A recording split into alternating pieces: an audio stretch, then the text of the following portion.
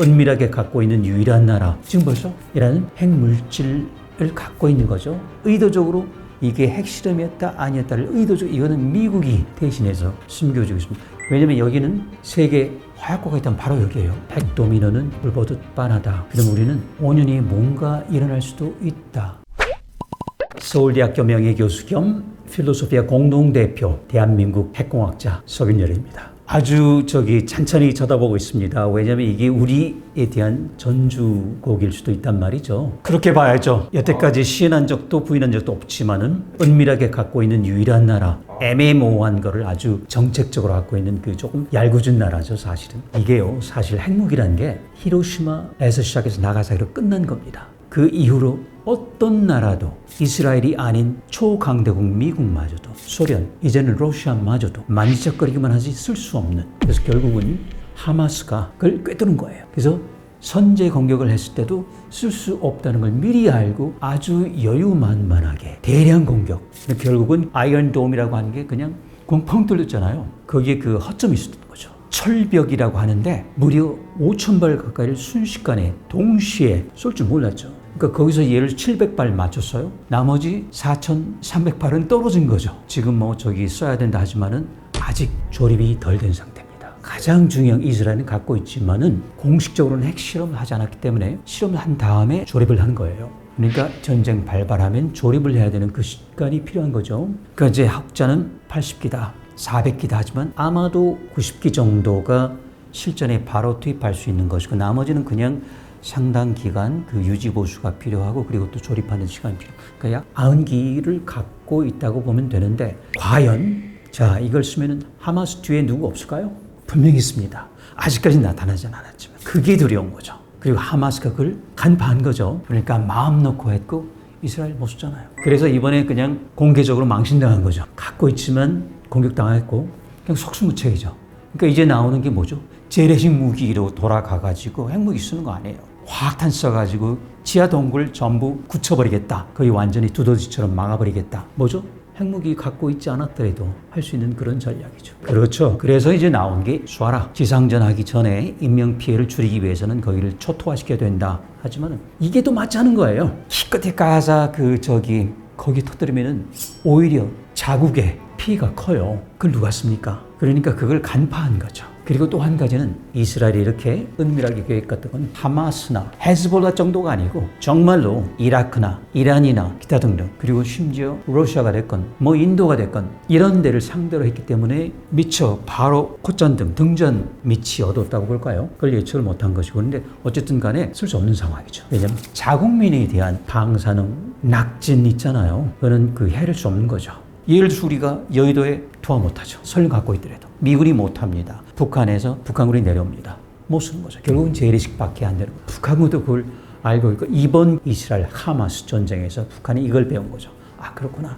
미군이 아무리 저렇게 하지만 못 써. 그 이유는요. 한반도 너무 좁아요. 쏘는 순간 우리나라 민간인이 받는 피해가 북한 군인보다 훨씬 더 크다는 거죠. 이스라엘도 대륙간 탄도탄이 있어요. 예리코 3호기 같은 거는 북한하고 보면 대포동 1호 정도 되는 건데 사정거리가 11,000km니까 대륙을 가거든요. 예리코 2호기는 11,000km 중단거리 그건 갖고 있었는데 이 대포는 없는 거예요. 이걸 하려면 중력탄을 써야 되거든요. 그런데 중력탄 쓰기에는 아직 체구가 커요. 중력탄 쓰려면 1,000kg, 1톤 밑에 그리고 미국처럼 350kg, 250kg 가야 되는데 그건 아직 없어요. 그러니까 애매한 그런 상황이잖아요. 대륙간 탄도 쏠 수 없잖아요. 가자까지. 폭격기 또는 전투기가 싣고 가야 되는데 그러기에는 아직 체구가 너무 크단 말이죠. 그리고 조립을 해야 되는 상황이고 결국 이스라엘도 종이 호랑이다라는 게 그냥 드러난 거. 중력탄 말 그대로 표현으로는 그냥 자유낙하탄 히로시마 나가사키처럼 그냥 떨어뜨리는 거죠. 왜냐면 중력 때문에 내려오는 거니까 중력탄 그 외에는 쓸 게 없는데 그러기에는 아마 핵실험을 하지 않았기 때문에 아마도 500kg을 넘어갈 거다. 그러면 전폭기 전투기 힘들어요. 핵대포를 개발했어야 되는데 그는 아마 힘든 기술이에요. 아주 작고 무겁고 가볍게 만드는 게 대포로 쏠 수 있는 것. 미군 갖고 있죠. 그렇긴 하겠지만 어찌 보면 소문이 그런 것이고요. 정말 강력한 미국 소련에 비해서 당연히 대적할 바가 아니고 중동 국가 중에서는 여태까지는 유일하게 아시다시피 이스라엘은 물론 하느님이 선택한 민족이라고 하는데 그렇게는 너무 행동이나 행위가 잔악해요. 이기적이고 정작 비확산 NPT에 안 들어갔어요. 반확산. Non-proliferation이라는 게 있고요. 이스라엘이 하는 거는 거기는 들지 않았음에도 불구하고 반확산, counter-proliferation을 하고 있어요. 우리는 가졌지만 가졌다고 하지도 않고 가지지 않았다고 하지도 않으니 그리고 또 한 마디 할 말이 있어요. 중동 지역에서 이스라엘이 결코 핵무기를 처음 도입하는 나라가 되지는 않을 것이다. 지금도 그래요. 말도 안 되는 소리죠. 그러면서 근처에서 조금만 움직이 있으면 그냥 이거는 선제 타격이 아니라 예방 타격. 선제 타격은 상대방이 핵무기를 쏘려고 할 때 핵무기 온다 하고 쏘는 거죠. 이거 아니고 예방 타격이에요. 그 전에 훨씬 전에 시리아 때려버렸죠. 북한이 원자로 지어주고 있으면 때려버렸죠. 그 전에 이라크 때려버렸죠. 이란 때리지 못하고 스탁스넷이라는 걸 가지고 무선으로 침투를 해가지고 농축 공장을 망가뜨렸죠. 이런 것처럼 때만 있으면 카운터 프롤리퍼레이션과 반확산 아마 처음 들어보실 거예요. 중동에서 나는 있는 것도 같고 없는 것 같으니 우리는 반대한다. 절대로 반확산이다 라고 하는 건데 이건 정말 어폐가 있는 거죠. 그러니까 말이 안 되는 거 아닙니까? 우연은 아니고요. 굉장히 오래전부터 벤 구리온이라고 하는 총리가 있었습니다. 처음 이스라엘 건국하고 1940년 중반이죠. 그때 나가사키 그리고 그 전에 히로시마를 본 여러 나라 중에 하나가 이스라엘이었는데 아주 우수한 과학자들을 미국에 파견해서 특히 시카고 대학에 갔어요. 그건 뭐죠? 엔리코 페르미라고 하는 핵분열. 아마 오펜하이머는 정말 앞서 있었지만은 그 뒤에 숨은 기술자. 그야말로 모든 게 손바닥 하나에 볼펜으로 전부 다 나오는 컴퓨터 요즘 이런 거 없었어요. 요즘 같은 그 스마트폰 없었어요. 손으로 전부 계산한 사람. 그 사람이 진짜 기술자였거든요. 그리고 노벨상도 탔고 여기에 학생을 보냈어요. 그래서 그때부터 기술 획득해 와가지고 시작한 거예요. 그런데 미국의 압력이 들어가기 시작한데 그거를 상당 기간 동안 미국은 어떤 나라죠? 유태인이 모든 걸 다 잡고 있잖아요. 과학, 기술, 금융, 음악, 소설, 전부 정치까지요. 그러니 이스라엘에 대해서 좀 느슨할 수밖에 없죠. 그 틈바구니를 놓치지 않고 모든 지식을 흡수한 다음에 물질이 필요하죠. 어디로 손을 뻗쳤을까요? 프랑스로 손을 뻗쳤습니다. 프랑스가 그때 개발하고 있었거든요. 근데 이스라엘은 그보다 먼저 시작했거든요. 그래서 드디어 디모나라고 하는 원자로를 프랑스와 같이 건설하는데 그때 거기가 네게브 사막이라고 혹시 기억하실지 모르겠어요. 사막이죠. 거긴 거의 광야이고 성경이 나오잖아요. 그야말로 광야 그 자체. 그 중에서 네게브 사막 그리고 그때 이스라엘 민족은 우라늄을 찾아서 헤맸습니다. 그 광야. 그리고 드디어 찾았어요. 많지는 않은데 우라늄 광산이 있었던 거죠. 그래서 명목상으로는 석유를 찾는다고 했는데 석유는 거의 한 방울 나오지 않았고 우라늄을 찾은 거죠. 그러니까 그런 점에서 북한하고 굉장히 유사점이 있죠. 근데 북한은 거기 이스라엘보다 아마도 수백 배 더 많아요. 그러니까 얼마큼 무서운지 알겠죠. 그 나라에서 디모나라는 원자로를 설계하고 원자로가 있으면 뭐가 되죠? 우라늄 집어넣고 플루토늄이 나와요. 그래서 플루토늄 폭탄을 설계했는데 결국은 핵실험을 공식적으로 하지 못했기 때문에 근데 플루토늄은 핵시험이 한 번 정도 필요해요. 그래서 아마 제 생각에는 조립은 하지 못하고 그냥 이 소위 외곽 내폭장치하고 그리고 내심 얼개하고 알맹이를 따로 보관하면서 왔다가 즉각적으로 실전 배치할 수 있는 게 약 90기 정도라고 하는 게 거의 맞는 것 같아요. 그런데 인시던 사건이라고 하는데요. 되게 애매해요. 이거 아직 미결 과제예요. 정확한 이름은 그 인공위성 이름인데요. 벨라 호텔이라는 인공위성이에요. 그 인공위성 그 당시에 그 눈을 뒤집고 어디서 그 섬광이 있는지 플래시가 나는지 하면은 무조건 보는 거예요. 근데 그 섬광이 경우에 따라서는 운석일 수도 있고 오로라일 수도 있고 태양풍도 있을 수 있고 여러 가지 가능성이 있단 말이죠. 그래서 아직도 미결 과제입니다. 마치 이스라엘이 의도적으로 갖고 있다, 갖고 있지 않다를 숨기는 것처럼 의도적으로 이게 핵실험이었다 아니었다를 의도적으로 이거는 미국이 대신해서 숨겨주고 있습니다. 여러 차례 그 의회 차원의 보고서도 있었고 탐사도 했고 조사도 했지만은 결국 결론은 모르겠다. 그래서 칼 세이건 같은 우주학자 운석이지 않았을까? 근데 운석일 수는 없죠. 왜냐면 2번 났거든요. 플래시가 2번 났다는 건 거의 확실하게 핵실험하면 2번 섬광이 나요. 첫 번째는 100만 분의 1초에서 1000분의 1초 동안에 그냥 확 굉장히 강력해요. 그때 에너지는 약 1%밖에 되지 않은 모든 게 빛으로 나와버려요. 그리고 화구가 생기고 불덩어리가 생기고 그리고 조금 있다가 초까지는 아니지만 1초, 길게는 10초, 30초 정도 두 번째 섬광이 나와요. 그러니까 두 번. 이 더블 플래시라고 하는 그 핵실험의 어떤 물증이라고 하죠. 영어로 스모킹 건이라고 하잖아요. 총을 쏜 확증은 뭐죠? 쏜 다음에 연기가 나오는 거죠. 화약이. 그런 거죠. 스모킹 건이 바로 그게 잡혔단 말이죠.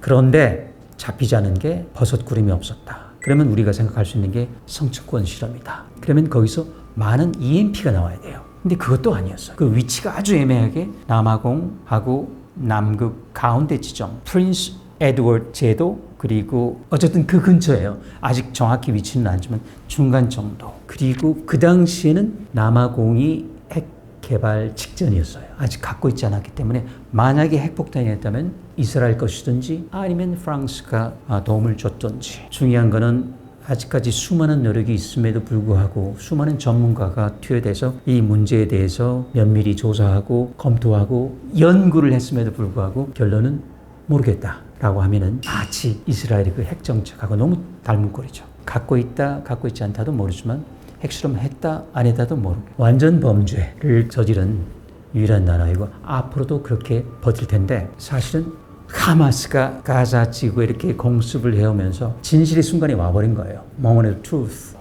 이란은 제가 특별한 관계가 개인적으로도 있는 게 이란은 굉장히 오래돼서 여기도 그리고 후발주자이면서 그래서 아까 말씀드린 이라크가 먼저 출발했고 시리아가 있다가 전부 이제 예방 공격이 전부 시설 포기되고 그리고 이라크는 그 이후로 사담 후세인마저도 제거되면서 사실은 들어가 보니 없었다. 그리고 있었던 나라가 이제 리비아 그리고 이집트. 리비아도 하다가 망했죠. 일단 발각이 돼가지고. 그리고 남아공은 보더니 겁나서 그냥 자진 해체했고요. 그리고 나온 게 이제 이란이 되죠. 근데 이란은 처음부터 이걸 목격하고 있었기 때문에 이란은 가져야 된다. 왜냐하면 이스라엘이 분명히 있는 것 같으니까. 그리고 그 다음에는 아예 나와서 나타냐후 총리가 수류탄 같은 핵폭탄 모형 가지고 나서 자랑했잖아요. 그리고 지목했잖아요. 모슨 파크리자데, 그 이란 핵개발 총책임자. 근데 그 총책임자가 나하고 지인이었어요. 서울대 마지막 부분에 이란 학생들 많이 받는 그 중에 하나가 이름이 모하메드. 근데 공동지도를 했거든요. 그래서 테헤란 대학에 있었고, 저는 서울대학에 있었고. 모슨 파크리자데가 안가에 있다가 테헤란 대학에 이제 핵공학 강의를 가는 길에 이제 사고를 당해가지고 이제 제거됐죠. 딱 이맘쯤이었어요. 그래서 그때부터 저도 이제 와신 상담하고 두문불출했었는 그 핵개발 책임자가 쭉 해오다가 그 이유가 우라늄 농축으로 왔어요. 이스라엘하고 노선이 달랐던 거죠. 거기는 플루토늄으로 갔고 여기는 아예 농축으로 갔고 그 다섯 나라 있잖아요. 미국, 소련, 지금 이제 러시아, 영국, 프랑스, 중국 이 나라에다가 독일까지 합해가지고 P5+1이라고 하죠. 이 6나라가 공동 이행 계획 JCPOA라는 거를 쉽게 말하면은 이란의 경제제를 풀 때니 너희 농축하는 거 조금 자제해라. 그리고 어느 정도 한계, 예를 들어서 25% 넘으면 안 돼. 그래서 이란도 수긍을 했죠. 왜냐하면 경제 제재가 굉장히 아프잖아요. 지금 북한은 견디고 있지만 그래서 수긍을 하고 합의를 했죠. 근데 몇 년 안 가서 트럼프가 들어오더니 그냥 휴지장 조각 만들어버렸죠. 안 되겠어. 너희 다시. 그러니까 에라 모르겠다. 이란은 이란대로 좋아. 그러면 우리 더 한다 해가지고 지금은 25% 넘어버려서. 근데 일단 25%라고 하는 게 뭐냐면 처음 우라늄을 캐내잖아요. 1000개 중에 7개밖에 쓸만한 게 없어요. 나머지는 쓸 수 없는 238. 이거를 쓰려면은 원자로가 필요해요. 239 플루토늄 바꾸면 되니까. 근데 그게 아니고 이 7개밖에 되지 않는 1000개 중에 7개, 0.7%를 잡아보면은 이게 같은 우라늄이라 서로 떼내기가 화학적으로 불가능해요. 왜? 똑같아요. 양성자 수가 92개라서 양성자 수가 똑같으면 화학 기호가 똑같고 화학 기호가 똑같으면 화학적으로 구분이 안 돼요. 우라늄, 플루토늄은 구분이 되니까 화학적으로 추출할 수 있는데 그래서 추출을 하잖아요. 화학적으로. 근데 이거는 같은 거기 때문에 유일한 거는 기체로 만들어가지고 마구마구 엄청나게 돌리면은 그걸 2000번, 4000번 그 원심 분리기란 걸 돌리면은 어떻게 될까요? 가벼운 거는 안쪽에 조금 무거운 게 바깥에 몰리겠죠. 그럼 안쪽 다시 또 옮겨요. 또 돌려요. 또 옮기고 한 4000번쯤 하면은 드디어 우라늄 230 가벼운 게 많이 모여져요. 그게 이제 반복하는 게 2000기다. 4000기다. 요즘 무지하게 전기가 많이 들고 그래서 맨 처음 맨하탄 계획에서 이거 쓸 때 그 공장이 미국 전력 수요의 뭐 5분의 1을 썼다. 그만큼 전력은 아주 원시적인, 요즘 이제 효율이 높아져. 그 정도는 아니지만 그때는 기체 확산용 더 원시적인 방법. 근데 요즘 이제 그게 아닌 것이 우리나라가 갖고 있지만 레이저 농축을 하면은 그렇게 할 필요 없어요. 완전히 이온화 시킨 다음에 걸러내는 거란 말이에요. 굉장히 전력도 덜 들고 빨리 할 수 있고. 그런데 이란은 그 중간 단계, 북한하고 똑같은 정도의 원심불기 썼기 때문에 그걸 써가지고 지금은 이제 듣기로는 70%. 그런데 처음 0.7에서 25%까지는 굉장히 전력이 많이 필요한데 25%까지는 쭉 그냥 가요. 90%까지. 그러니까 그런 점에서는 트럼프가 왜 그렇게 했을까? 뭔가 보관이 있었겠지만 바이든에 패하면서 계산 착오 생각을 버린 거죠. 그래서 결국은 이란에게는 시간만 벌어주게 되고 지금 이제 핵 보유국으로 갈 수 있는 날이 별로 남지 않았다. 90%요. 그 이하도 만들 수 있어요. 그런데 위력을 높이려면 그래서 처음에는 무지무지하게 높였어요. 95%. 그런데 그럴 필요가 없다는 게 발견돼서 지금 벌써 이란은 핵물질을 갖고 있는 거죠. 근데 이것만 갖고 있으면 안 되고요. 그 다음에 이걸 적절하게 360도 입체각으로 눌러주는 기술, 꽉 눌러주는 기술. 한 자몽 정도 될 거예요. 좀 큼직한 캔털럽 자몽 정도 크기, 지름이 약 10cm 정도. 무겁잖아요. 우리 몸보다 10배 이상 무겁거든요. 밀도가. 그러니까 이제 25kg 정도 돼요. 근데 이게 이 상태로는 아니고 이걸 자두만큼 동그랗게. 상당히 어려운 기술이죠. 그 선 넘어가 버린 거죠. 그러니까 우라늄, 그러니까 자몽 만드는 거는 제재할 수 있지만 누르는 것은 그냥 기계공 화공 기술인데 제재할 기술이 없고 다 알려졌어요. 예를 들어서 꼭꼭 눌러주면 된다. 그러니까 내파 또는 내폭 안쪽으로 눌러준다. 파가 터지는 게 안쪽으로. 그래서 렌즈를 만든 다음에 우리 렌즈 하면은 그 옛날 태양빛 와가지고 사실 저도 그 슈파리 같은 거 막 태우기도 하고 그랬잖아요. 그런 것처럼 쫙 가운데로. 그래서 필요한 압력이 30만 기압. 코끼리 한 마리가 아프리카는 좀 크잖아요. 6톤. 그러니까 코끼리 50만 마리가 동시에 쫙 100만 분의 1초 동안에 한 채 틀림도 없이 쫙 눌러주는. 그게 무엇이 해주느냐? 여러 가지 재래식 폭탄. 그래서 저폭, 고폭, 저폭, 고폭. 왜냐하면 360도 좀 다 터뜨릴 수가 없어. 32군데서 터뜨리는 거면 팍 하는 건 조금 천천히. 이거는 위에서 가는 건 좀 빨리. 그래서 고폭, 저폭, 고폭, 저폭. 이렇게 하는 거. 그 이제 렌즈 설계인데 그건 이란 정도면은 갖고 있을 거고 우리나라도 갖고 있죠. 우리는 안 만드는 것이고요. 그래서 그런 점에서는 이란은 이제 사실상 핵 보유국이라고 봐야 돼요. 단지 언제 호메이니가 됐건 어느 누군가가 여기 핵 보유국이라고 선언을 하겠죠. 북한도 선언한 지는 굉장히 오래됩니다. 1990년 후반에 선언했어요. 핵 보유국이라고. 아무도 그 경청을 하지 않으니까 핵 시험도 하면서 우리 핵 가졌는데 헌법에도 올렸는데 하지만은 선언한 거는 한참 됩니다. 30년 넘어요. 우리가 들어주질 않아서 그렇지. 이제 들어줄 때가 된 것 같은데 어쨌든 이란도 그렇기를 바라고 있고 그렇게 될 것이다 라는 생각이 들어서 일단 그러면 어떻게 되죠? 이란이 그런 이제 문제가 되는 거예요. 진짜 핵 도미노. 왜냐면 여기는 세계 화약고가 있다면 바로 여기예요. 근데 물론 전쟁도 있지만요. 이거는 역사를 따져볼 필요가 있어요. 어디죠? 이슬람과 크리스찬이티, 이 기독교하고 회교가 맞닥뜨리는 곳이에요. 그러니까 아프리카 같이 전부 펼치면은 이런 이슬람 세력, 그러니까 모하메드죠. 회교하고 기독교. 자, 이스라엘이 있어요.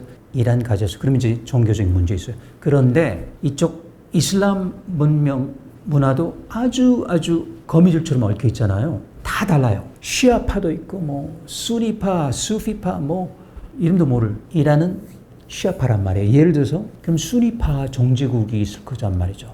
더 큰 나라 어디죠? 사우디아라비아. 그래서 사우디아라비아가 굳이 미국이 여러 번 가서 바이든도 그렇고 손 내밀지만 결국 냉담하잖아요. 그 이유는 미국과 손 내밀 때 전제 조건이 1, 2, 3 협약이라는 게 있어요. 1, 2, 3. 뭐냐면은 절대 우라늄 손대지 않을 것이고 절대 만들지도 않을 것이고 농축하지도 않을 것이고 쓰면은 전부 보관할 것이고 국제원자력 기구 저기 감시해 둘 것이고 절대 딴 생각하지 않기. 이게 1, 2, 3 협약이 우리 다 맺고 있어요. 완전히 그 노예 계약이죠. 불평등이고 자기는 마음대로 농축하고 뭐 수출하면서 우리 억제잖아요. 그래서 사우디가 마지막 순간에 거절했죠. 그럼 어디로 갈까요? 사우디? 당연히 러시아로 가겠죠. 그렇죠?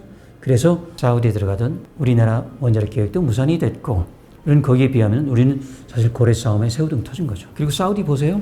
우라늄도 나요. 석유만 나온 게 아니고. 그러니까 참 보면은 중동이 그런 점에서는 복받은 나라죠. 그렇죠? 어찌 그렇게 석유 빼고 우라늄까지 난단 말입니까? 너무 불공평해요. 특히 왕세자도 또 지금 왕보다도 우리 그 실권을 갖고 있고, 특히 원자력 사업을 총괄하고 있고, 그래서 아마도 조만간에 러시아하고의 그 검은 거래가 있을 것 같고 미국이 막을 수는 없죠. 그래서 이제는 사우디아라비아까지 걱정해야 되는 입장이고, 그러면은 핵도미노는 불보듯 뻔하다. 최소한 이란, 사우디아라비아. 그러면 그 다음에는 순서가 아마도 아랍에미리트가 되지 않을까요? 그럼 이제 주변에 있는 아주 작은 나라, 카타르 같은 나라까지 포함해가지고 이제 부글부글 하겠죠. 그렇죠? 근데 이번에 하마스를 보고 지금 생각을 할 겁니다. 갖고 있더라도 우리가 침공할 수도 있겠구나. 경우에 따라서는 그럴 일 없겠죠. 그리고 없어야 되겠지만.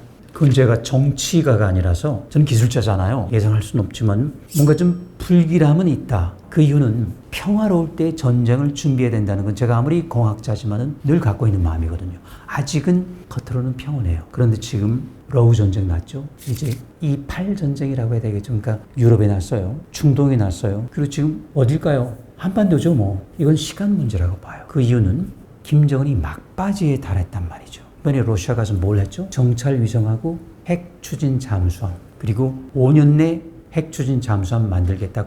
근데 여태까지 보면은요, 김정은 위원장이 얄밉긴 하지만 허언, 빈소리 한 적이 없었어요. 핵융합했다고 했고, 저도 포함해서 웃었지만은 증강탄, 소탄 전 단계 6차 실험 했잖아요. 그리고 마지막 실험 남겨놓고 있고, 할 필요가 없다고 하니까 정말 하지 않더라고요. 저만 할 필요가 없다고.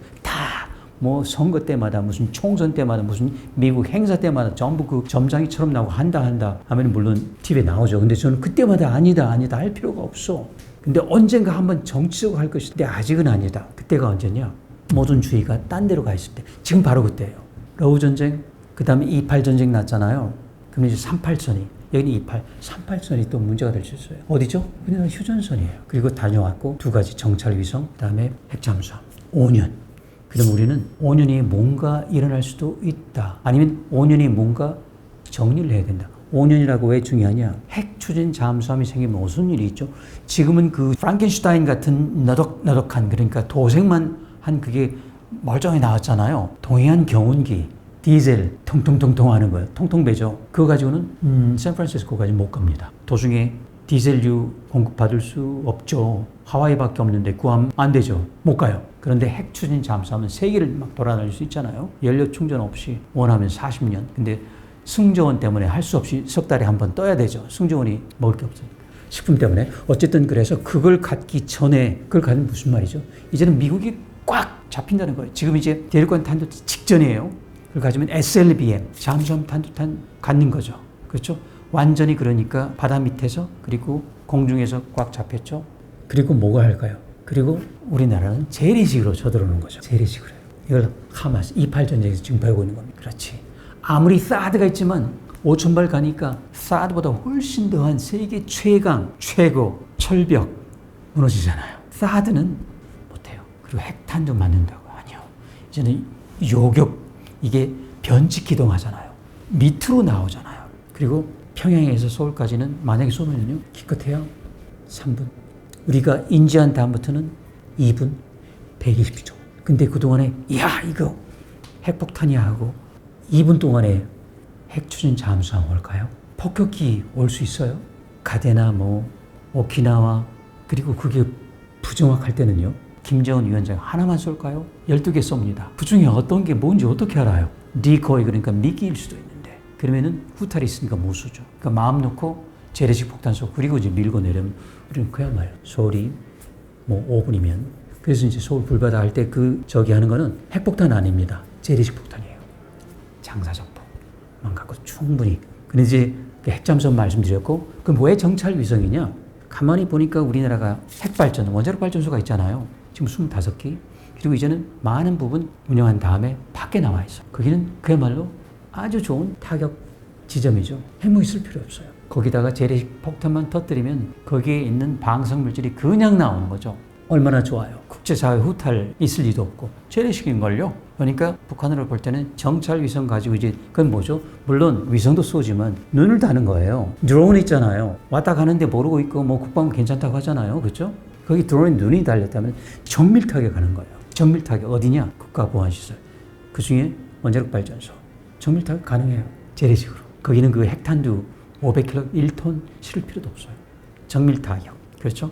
그럼 방. 그래서 이제 저는 늘 원자력 발전소 운영도 좋고 원전을 확장시키는 것도 필요하지만 거기에 대한 대비는 필요하다. 우리나라는 유의하게 그 공산주의 사회주의하고 맞닥뜨리고 있잖아요. 그래서 제가 늘 농담이 28 전쟁이 다음에 38 전쟁이 또 있을 수 있다. 38선을 근절해가지고 절대 이거는 막아야 돼. 우리가 준비를 해야 된다. 핵 방공을 만들어야 되고 그리고 원전 근처는 전부 이 차폐를 해놔야 된다. 먼저 그리고 고속도로 넓혀놔야 되고 그런 다음에 이제 원전을 늘리고 해야 되는데 아직 조금 준비 없이 늘리는 것만 생각하는 것 같아서 좀 걱정스러워요.